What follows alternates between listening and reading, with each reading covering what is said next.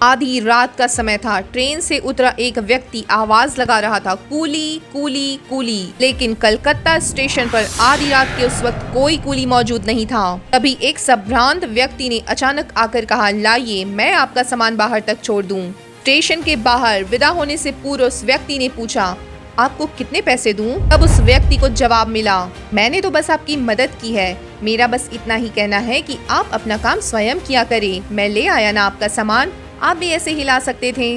अगले दिन वह व्यक्ति उस कार्यक्रम में पहुंचता है जिसके लिए वह कलकत्ता आया था और यहाँ अध्यक्ष पद की कुर्सी पर वह उसी व्यक्ति को पाता है जिसने कल रात उसका सामान उठाया था। वह व्यक्ति आश्चर्यचकित रह जाता है, हे भगवान, इतना महान विद्वान कूली का काम करके भी उसके मन में किसी प्रकार की हीनता नहीं आई। मौका मिलने पर व्यक्ति ने उस महान व्यक्तित्व से क्षमा प्रार्थना की। जवाब में हंसते हुए उन्हें सिर्फ स्वावलंबी बनने की प्रेरणा ही मिली। अध्यक्ष पद पर विराजमान वह व्यक्ति कोई और नहीं, महान व्यक्तित्व के मालिक ईश्वर चंद्र विद्यासागर जी ही थे।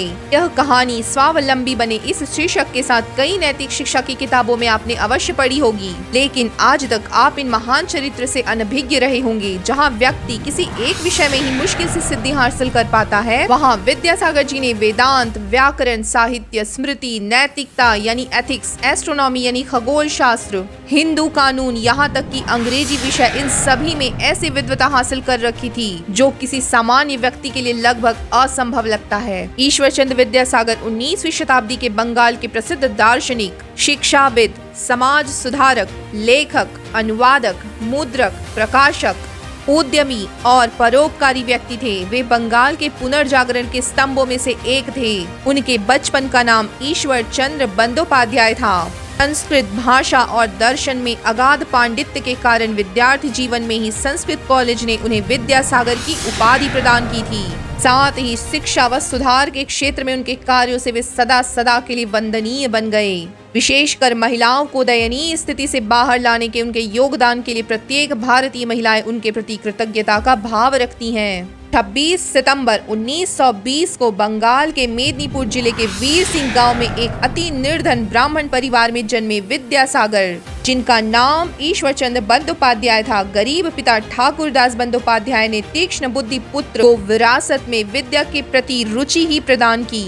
9 वर्ष की आयु में वे पिता के साथ गांव से सैकड़ों मील दूर पैदल चलकर कलकत्ता पहुंचे और पिता के मित्र भगवत चरण के घर पर रहकर पढ़ाई करने लगे, जहां उनकी विधवा बहन से मिले मातृत्व प्रेम और उनके कष्टप्रद जीवन ने उन्हें गहराई से छुआ।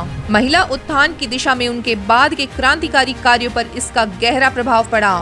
ज्ञान के लिए उनकी इच्छा इतनी तीव्र थी कि वे स्ट्रीट लाइट के नीचे पढ़ाई किया करते थे, क्योंकि गरीबी इतनी थी कि वे चिमनी का भी खर्च वहन करने के लिए असमर्थ थे। सभी परीक्षाओं को उत्कृष्टता के साथ पास करते हुए उन्हें कई छात्रवृत्तियों से भी पुरस्कृत किया गया। बाद में खुद व परिवार की जिम्मेदारियों के लिए नौकरी करते हुए उन्होंने पढ़ाई जारी रखी और कलकत्ता के संस्कृत कॉलेज में प्रवेश लिया, जहाँ 1829 से 1841 कुल 12 सालों तक उन्होंने विभिन्न विषयों का अध्ययन किया, जिनका वर्णन मैंने कुछ समय पूर्व ही किया है। जैसा कि तब बाल विवाह प्रथा थी। 14 वर्ष की आयु में उनका विवाह दीनमयी देवी से हुआ, जिनसे उनके इकलौते पुत्र नारायण चंद्र बंदोपाध्याय का जन्म हुआ। आगे सन 1839 में उन्होंने अपनी संस्कृत कानून की परीक्षा भी उत्तीर्ण की। विद्यासागर जी अपनी पढ़ाई पूरी करने के बाद बंगाल में अग्रणी शिक्षक बन गए। 1841 में 21 वर्ष की आयु में उन्होंने संस्कृत विभाग के विभाग प्रमुख के रूप में फोर्ट विलियम कॉलेज ज्वाइन किया। सन 1846 में सहायक सचिव असिस्टेंट सेक्रेटरी के रूप में संस्कृत कॉलेज ज्वाइन करने के बाद वहां उन्होंने शिक्षा प्रणाली में बदलावों की सिफारिश की।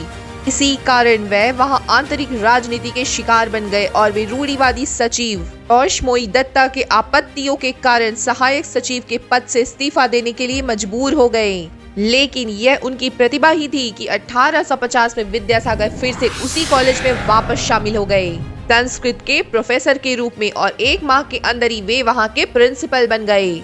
यह यही दिखाता है कि यदि आप काबिल हैं तो दुनिया की कोई ताकत आपको आगे बढ़ने से नहीं रोक सकती। प्रिंसिपल रहते हुए विद्यासागर जी ने संस्कृत और बंगाली में शिक्षण पद्धति में क्रांति ला दी।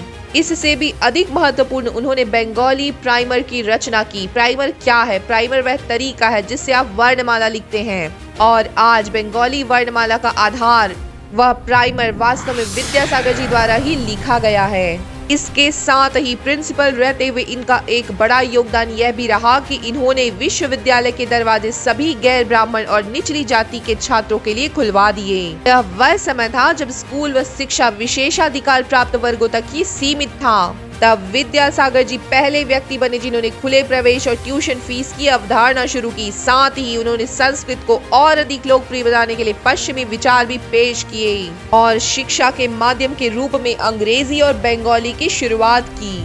वे एक शिक्षक के रूप में स्वदेशी व पश्चिमी शिक्षा का एक अनूठा मिश्रण बनाने में सक्षम थे।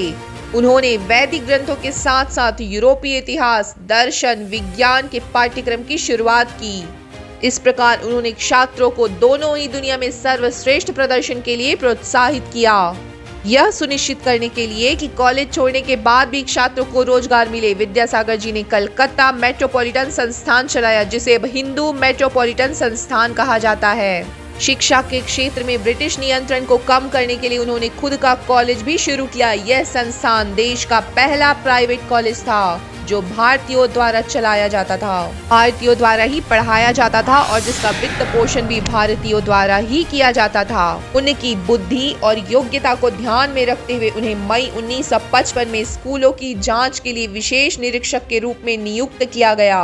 उसी दौरान उन्होंने नदिया, वर्धमान, हुगली और मिदनीपुर जिले में 20 स्कूल खोले और अपने स्वयं के गांव में भी अपने पैसों से एक स्कूल खोला। स्कूलों में बच्चों को समझाने के लिए शारीरिक और मानसिक दंड देने के वे सख्त खिलाफ रहे।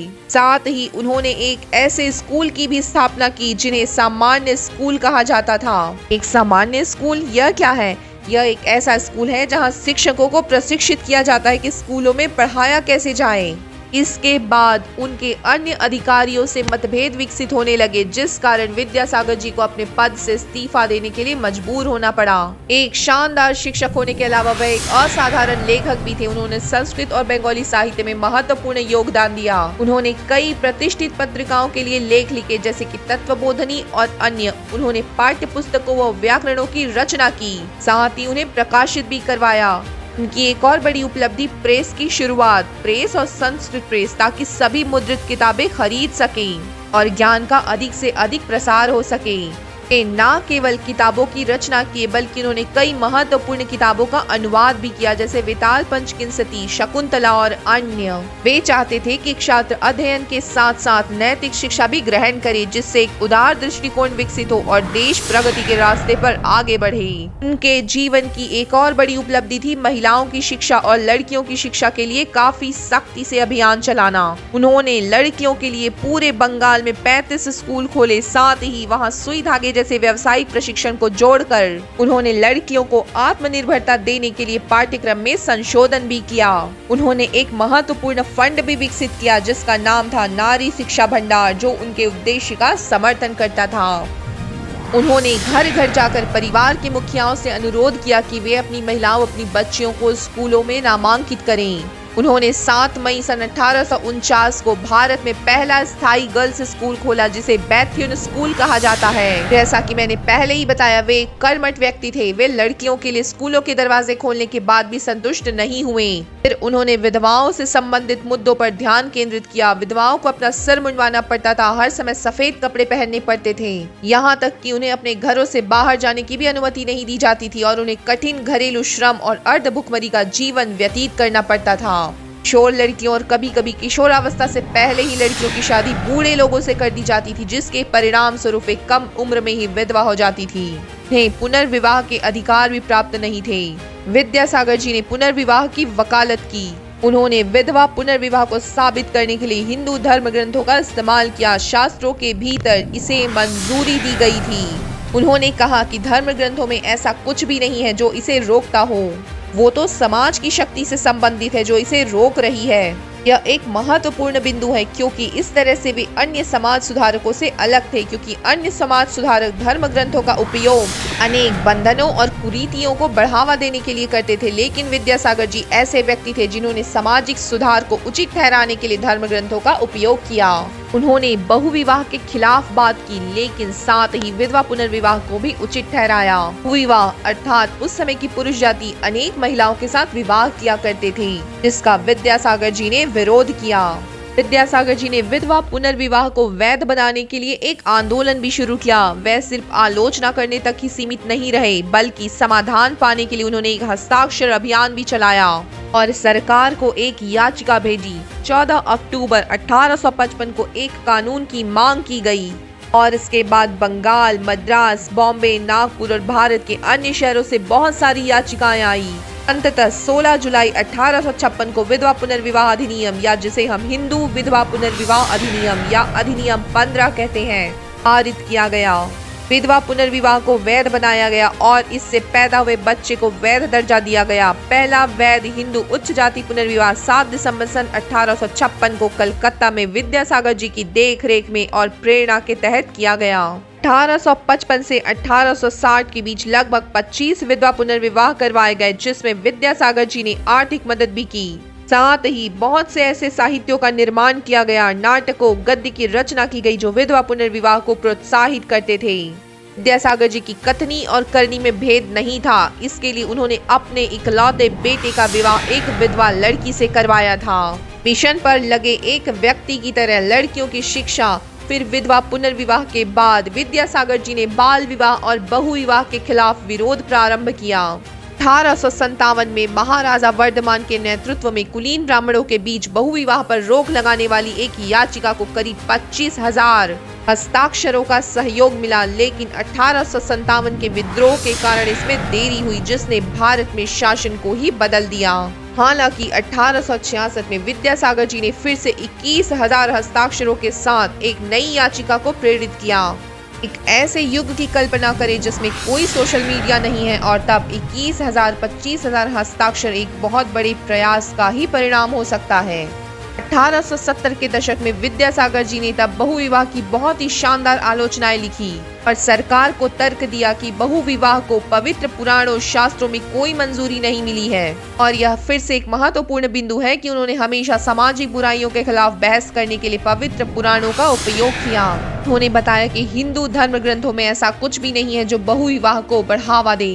समाज को प्रगति की ओर ले जाने वाले ऐसे साहसी व्यक्तित्व के मालिक विद्यासागर जी, ऐसा कुछ भी नहीं था जो उन्हें संघर्षों से भरे ऐसे रास्तों पर चलने से रोक सके, लेकिन सिवाय उनके उम्र के और 70 वर्ष की आयु में 29 जुलाई सन 1891 को कलकत्ता में उनका निधन हो गया। महान व्यक्तित्व के मालिक ईश्वर चंद्र विद्यासागर जो प्रतिनिधित्व करते थे भारतीय व पश्चिमी संस्कृति के मिश्रण का।